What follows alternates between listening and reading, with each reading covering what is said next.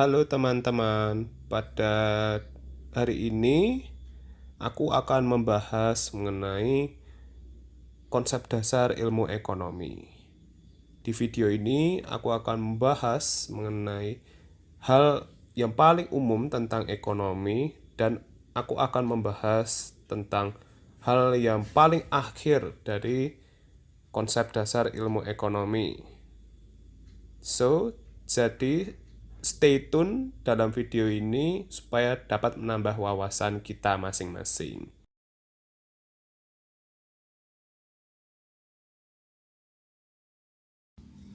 Menurut teman-teman, apa sih itu ekonomi? Ekonomi secara langsung dan tidak langsung itu hadir di tengah masyarakat. Kita membeli barang, lalu kita menghabiskan barang, kita mengirim barang, dan macam kegiatan banyak lain itu tanpa kita sadari merupakan suatu tindakan ekonomi. Ilmu ekonomi juga adalah suatu fondasi atau teori atau konsep yang membangun kita sebagai manusia untuk mengetahui apakah ekonomi tersebut itu hadir dalam kehidupan kita sehari-hari. Ekonomi itu berasal dari bahasa Yunani, yaitu oikonomia. Oikonomia berasal dari dua kata, yaitu oikos dan nomos, yang memiliki arti bahwa rumah peraturan. Dari pernyataan tersebut, ilmu ekonomi itu dapat dipahami sebagai usaha dalam membuat suatu alternatif barang atau jasa untuk memuaskan kehidupan manusia yang tak terbatas. Lalu, menurut para ekonom seperti Adam Smith berpendapat bahwa ilmu ekonomi adalah penyelidikan tentang keadaan dan sebab adanya kekayaan negara. Lalu ada Richard G. Lipsy yang menyatakan bahwa ilmu ekonomi adalah ilmu yang mempelajari pemanfaatan sumber daya yang langka untuk memenuhi keinginan manusia yang tak terbatas. Lalu, berdasarkan penggolongan ilmu ekonomi itu dibagi menjadi 3 kelompok, yaitu ada ilmu ekonomi deskriptif yang menggambarkan kondisi sebenarnya berdasarkan kondisi fakta dalam perekonomian. Lalu yang kedua adalah ilmu ekonomi teori yang berusaha untuk menjelaskan, mencari pengertian hubungan sebab akibat dan cara kerja sistem ekonomi. Lalu yang ketiga ada ilmu ekonomi terapan.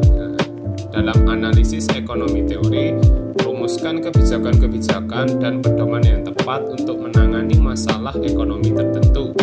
Jadi ilmu ekonomi terapan lebih bersifat praktis dengan menerapkan pengertian ekonomi pada bidang-bidang atau masalah tertentu.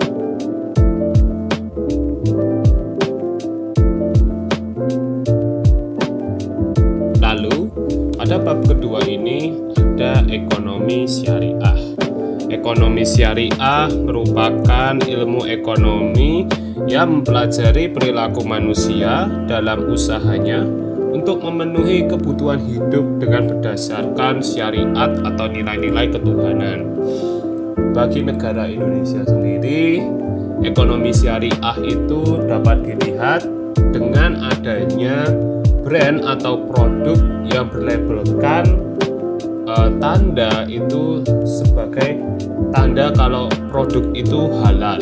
Lalu ada bank syariah, lalu ada dengan perlengkapan atau kebutuhan hidup sehari-hari itu harus untuk berdasarkan syariat atau nilai-nilai tentang ketuhanan. Lalu ada beberapa ahli yang mengemukakan pendapat bahwa ekonomi syariah itu merupakan ekonomi yang berdasarkan pada ketuhanan. Itu menurut Yusuf Qaradawi. Lalu ada Muh Abdul Manan. Ilmu ekonomi syariah adalah suatu ilmu pengetahuan sosial yang mempelajari ilmu ekonomi dari orang-orang yang memiliki nilai-nilai syariah. Lalu tujuan ekonomi syariah itu ekonomi yang baik dalam kerangka kerja norma-norma moral Islam. Lalu ada persaudaraan dan kesejahteraan universal. Lalu ada distribusi pendapatan yang merata. Lalu prinsip ekonomi syariah itu sumber daya dipandang sebagai amanah Tuhan Yang Maha Esa kepada manusia, sehingga pemanfaatannya harus bisa dipertanggungjawabkan di akhirat kelak. Lalu ada kepemilikan pribadi diakui dalam batas-batas tertentu yang berhubungan dengan kepentingan masyarakat dan tidak mengakui pendapatan yang diperoleh secara tidak sah. Lalu seperti apa sih karakteristik ekonomi syariah? Yang pertama itu menjunjung tinggi prinsip keadilan, diantaranya dalam sistem bagi hasil atau profit and loss sharing.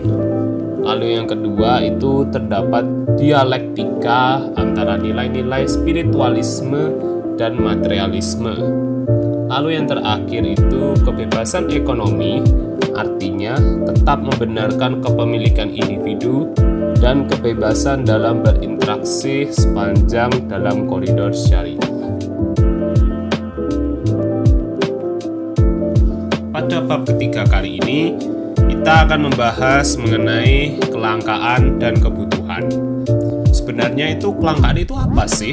Kelangkaan adalah kondisi di mana manusia itu memiliki sumber daya ekonomi yang terbatas untuk memenuhi kebutuhan yang tidak terbatas. Kelangkaan itu sendiri merupakan karakteristik manusiawi. Kelangkaan terjadi ketika kebutuhan manusia yang tidak terbatas itu berhadapan dengan sarana pemuas kebutuhan yang terbatas. Jadi kita misalkan saja itu masyarakat itu membutuhkan gas LPG 10 ton per bulan. Sementara jumlah gas LPG yang tersedia itu hanya 8 ton. Dalam hal ini itu terjadi kekurangan 2 ton gas LPG. Lalu baru-baru ini kita mengalami kelangkaan pada bahan bakar minyak yang menyebabkan harga-harga kebutuhan bahan pokok itu melambung tinggi. Dan masih banyak ada lagi tentang kasus kelangkaan yang terjadi di dunia ini. Lalu kita akan membahas mengenai apa itu kebutuhan. Pada dasarnya itu setiap manusia punya kebutuhan yang tidak terbatas dan beragam kan? Setuju nggak? Misalnya kebutuhan Anda adalah makan, minum, bersekolah, dan pakaian. Tetapi semua kebutuhan tersebut dipenuhi satu persatu, Anda pasti masih merasa belum puas.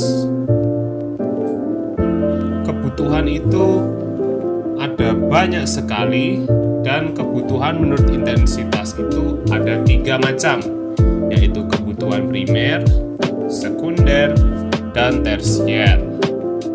Lalu kebutuhan ada berdasarkan waktu, yaitu ada kebutuhan sekarang, kebutuhan akan datang, dan kebutuhan tidak terduga.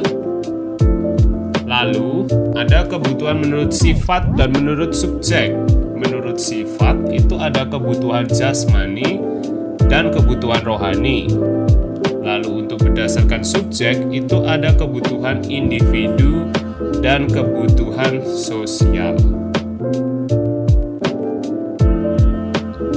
Pada bab keempat ini, kami akan membahas mengenai alat dan kegunaan pemenuhan kebutuhan. Setelah Anda mengetahui tadi mengenai macam-macam kebutuhan, maka Anda harus tahu bahwa semua kebutuhan Anda itu bisa dibagi menjadi 2 jenis pemenuhan. Pertama, melalui barang yang berwujud dan bisa dilihat atau dirasakan.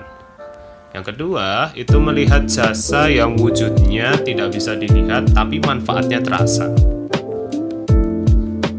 Pertama, itu ada benda menurut cara mendapatkannya. Itu ada 3, yaitu benda ekonomi, benda bebas dan benda ilit. Benda ekonomi itu jumlahnya lebih sedikit dari kebutuhan manusia. Lalu untuk benda bebas itu disebut dengan benda non-ekonomi yang jumlahnya itu melimpah dan dapat ditemukan di mana saja. Dan barang ilit itu sangat melimpah hingga cenderung dapat merugikan manusia. Lalu ada benda menurut tujuan kegunaannya seperti benda konsumsi dan benda produksi. Lalu ada benda menurut segi jaminannya, yaitu ada benda bergerak dan benda tidak bergerak. Benda bergerak itu dapat dipindah tempatkan. Lalu untuk barang yang tidak bergerak itu tidak dapat dipindahkan, namun bisa dipakai sebagai jaminan kredit jangka panjang. Begitu juga sebaliknya itu benda bergerak, yaitu sebagai jaminan kredit yang jangkanya itu pendek. Lalu ada benda menurut proses pembuatannya, yaitu ada 3, yaitu bahan mentah, lalu ada bahan setengah jadi, dan bahan siap pakai.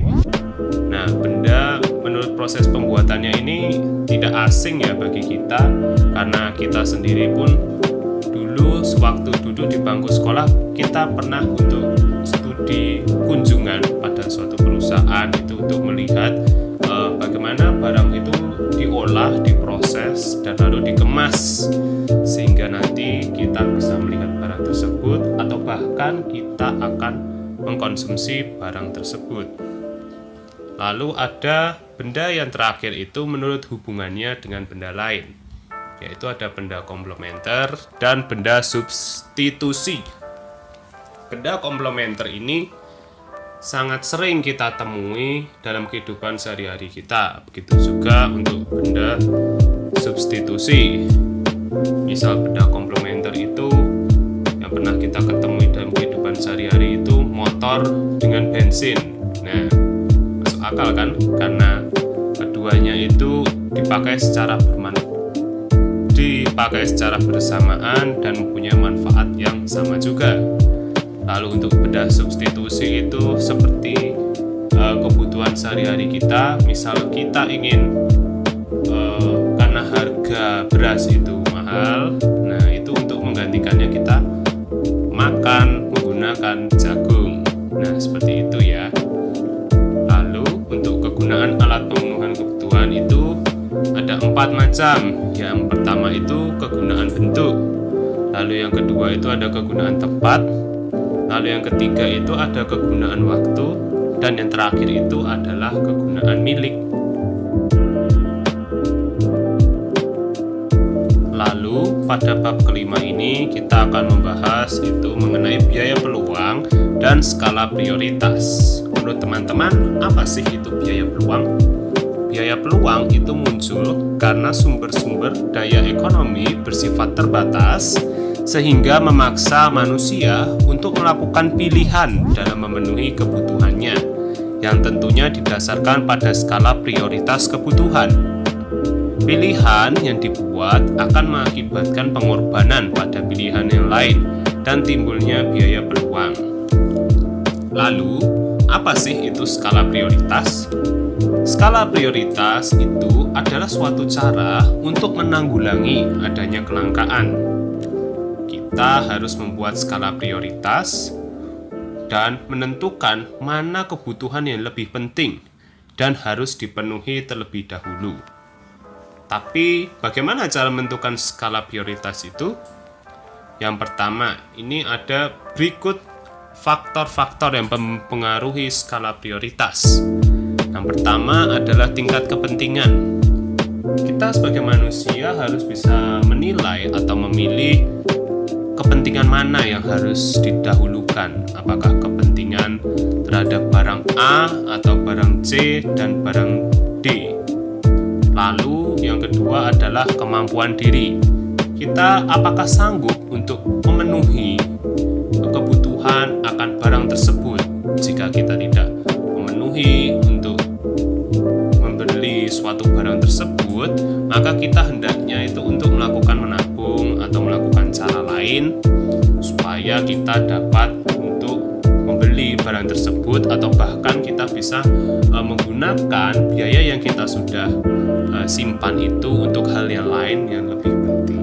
Lalu yang ketiga itu adalah mempertimbangkan masa depan. Lalu pada bab yang terakhir ini kita akan membahas mengenai prinsip dan motif ekonomi. Prinsip ekonomi, ciri-ciri prinsip ekonomi adalah mengutamakan kebutuhan yang sifatnya itu lebih penting dan mendesak, bersikap hemat dan tidak boros dalam tindakannya, melakukan tindakan ekonomi dengan pertimbangan yang matang, lalu mempertimbangkan keuntungan dan kerugian dari setiap tindakan ekonomi yang dilakukannya. Lalu motif ekonomi, secara umum itu ada dua jenis motif ekonomi.